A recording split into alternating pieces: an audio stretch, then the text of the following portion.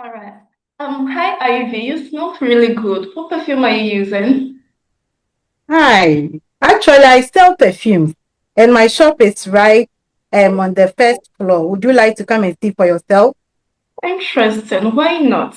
So this is Tim Trust, and then we are presenting on mastering the art of persuasion for effective leadership.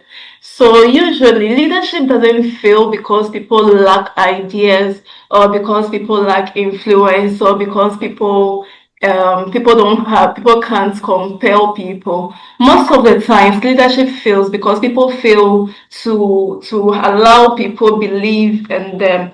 So we are going to discuss how persuasion helps and how we have to master persuasion for effective leadership. So this is Team Trust, and then my name is Gifty. I'm presenting with my colleague Ivy. So first of all, we have to be very clear about the fact that persuasion is not manipulation. Unlike manipulation that builds resentment and hatred among people, persuasion uses empathy, credibility, and then helps to get a long, outstanding relationship with people. It also builds trust and impact. It's also build trust and impact, and then collaborates a sustainable impact among colleagues and leaders. Yeah. So this is our research question. How does persuasion contribute to effective leadership and what strategies to maximize? First of all, persuasion aims to inspire, to negotiate, and to mobilize. So you inspire people, you motivate people, you mobilize people. There is a proverb in Akan that says, Adipa netoniho. You can't, meaning quality advertises itself. You can't give something you don't have. Looking at the scenario we gave the first one, Ivy smells so good and I like her perfume. She hadn't told me anything about it before. I don't even know the perfume she used, but just because of the smell alone, I'm being persuaded to follow her and then to buy her perfume, to buy from her. So we have some classical foundations of persuasion. The first one is ethos. So ethos simply means ethos is like helping people, helping to establish credibility, authority, trustworthiness, yes, to your audience. You can't give something you don't have. Imagine if Ivy was selling this perfume and then she came around. I don't even like her perfume, and I asked Ivy, "What, like, do you use perfume at all?" And she'll be like, "No, I don't use perfume. Or I sell this perfume." I'll be wondering, I'll be questioning her credibility. You sell perfume and you smell this, you know. So when most of the time when we are advertising something or when we are presenting things to people, it's not only about what we are presenting, but sometimes it depends on who is also presenting to them. Looking at your demeanor, your body language, your physique, and everything, and presenting something to someone, the person looks at you first before even listening to whatever you have to present to him or her. And then we have pathos. Pathos is like emotional appeal. You being able to connect with the people you are trying to inspire, the people you are trying to persuade. So it talks about motivation, your audience imagination. So usually, most of the times we use let's take our relationships for instance. A girl just wakes up and says, "I'm breaking up with you." The guy will cry. "If you break up, I'm going to kill myself. If you do this, I'm going to stab. I'm going to do this."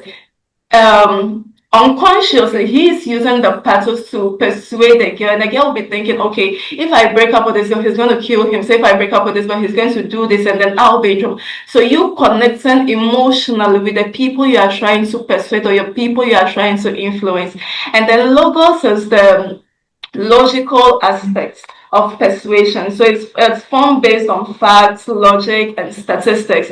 So perfume smells nice, and we all like good perfume. There is no way you get a good perfume at a cheaper price.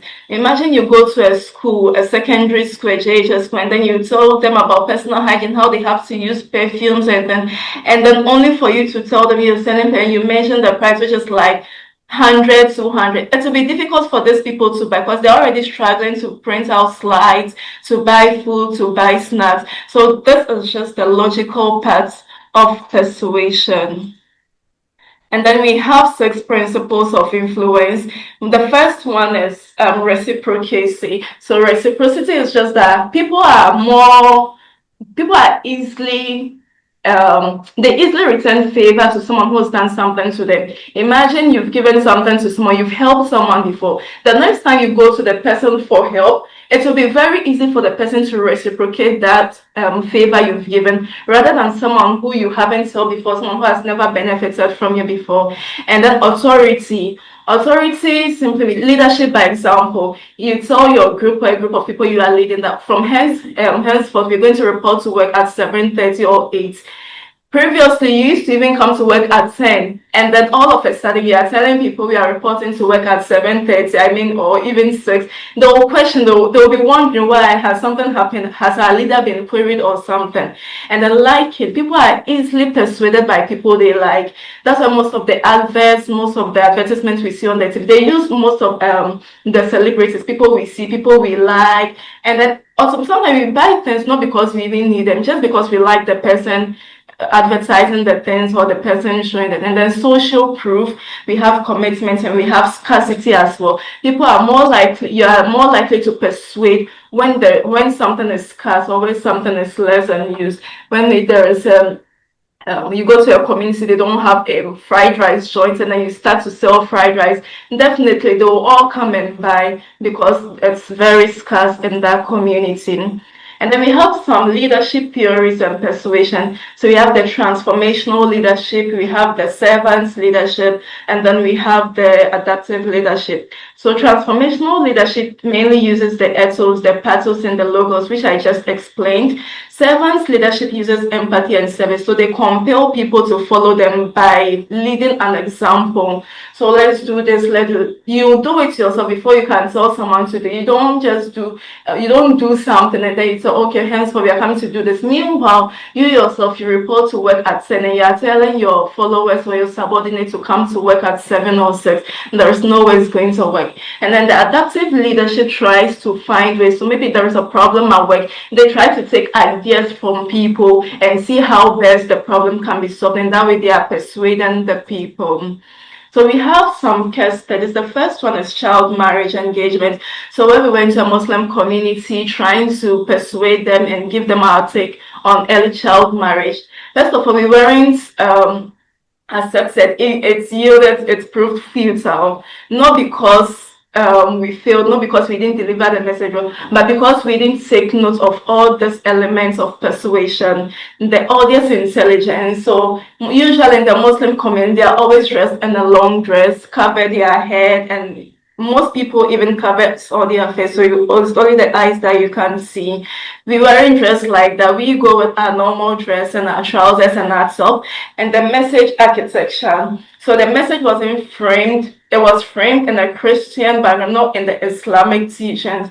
And then trust engineering. They didn't believe in us because they felt we weren't part of them. And then influence delivery. So we have some studies also from Nelson Mandela, from Jacinda Ardern, and Jacinda Ardern is she was a New Zealand Prime Minister, and she was known to be very good when it comes to persuasion, how she gathers the people. There was a mass shooting in Christchurch Mosque, and she organized it so well. Nelson Mandela once said, it is wise to persuade people to do things and make them think it was their own idea. So all these people are keys when it comes to mastering the art of persuasion and ineffective leadership. So we have some challenges when it comes to persuasion. First of all, there's a challenge of manipulation. It's very easy to complicate or to mix manipulation and then persuasion.